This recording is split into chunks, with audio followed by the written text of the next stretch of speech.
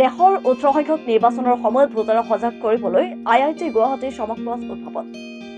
যুৱ প্ৰজন্মক ভোটদানৰ প্ৰতি আকৰ্ষিত কৰিবলৈ ভাৰতৰ নিৰ্বাচন আয়োগৰ ন কৌশল, কিন্তু বৃদ্ধি হোৱা নাই ভোটদানৰ সংখ্যা।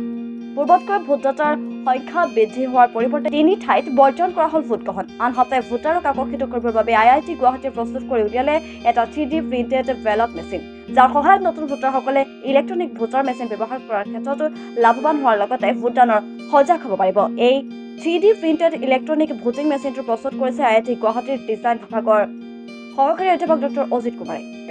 Professor in department of design. तो ये बैलेट यूनिट है जो फॉर एजुकेशन पर्पस के लिए किया गया है। ये पूरा 3D हमारे डिजाइन डिपार्टमेंट IIT गुवाहाटी में डॉक्टर अजीत हैं, उन्होंने और अपने स्टूडेंट ने मिलकर एक ballot box 3D printed design किया है। ये जो 3D प्रिंटेड बैलेट बॉक्स है ये एक बायो फ्रेंडली सस्टेनेबल पॉलीमर बोलते हैं, पॉलीलैक्टिक एसिड, उससे बनाया है ये। और ये विदिन 48 आवर्स में हम लोगों ने 20 यूनिट ऐसे प्रिंट किया है।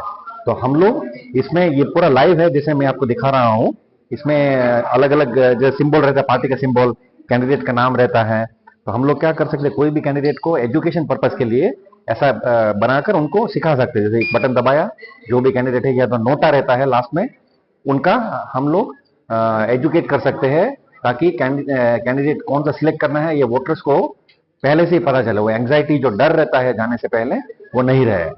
तो हम DC कामरूप से के साथ मिलकर फर्स्ट टाइम इंडिया में ऐसा वाला 3D प्रिंटेड एक ये बैलेट हमने डिजाइन किया है इलेक्ट्रॉनिक, जो हम सारी जगह में सारे जो वोटिंग सेंटर है वहां पर देकर तो सारे पार्टीज को भी हम लोग दे सकते हैं, ताकि वो वोटर्स को एजुकेट कर सके कि देखो ऐसा रहता है और आप लोगों को कैसे वोट देना है। जैसे कोई भी एक बटन दबाया।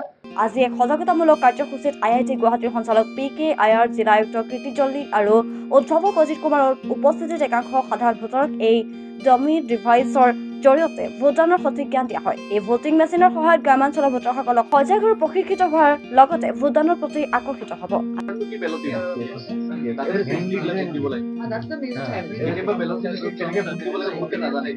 আজি আমাৰ খুব গৌৰৱৰ কথা কি আমাৰ কামৰূপ জিলাত IIT গুৱাহাটীৰ পৰা আমি কোলাবৰেট কৰি দেশৰ মানে প্ৰথমবাৰ ballot unit, dummy ballot unit যে আমি কৈ আছো, ডামি ব্যালেট ইউনিট 3D প্ৰিণ্টিঙৰ মতে আমি ৰিপ্ৰডিউচ কৰিলো। দিজ ডামি ব্যালেট ইউনিটছ আমি ৰাইজৰ তাত লৈ গৈ ভোটাৰ অৱেৰনেছৰ কাৰণে এবাৰ মানে প্ৰেক্টিছ কৰাৰ কাৰণে আমি মানে অৱেৰনেছ বিল্ডিঙৰ কাৰণে আমি ৰাইজৰ তাত লৈ যাম।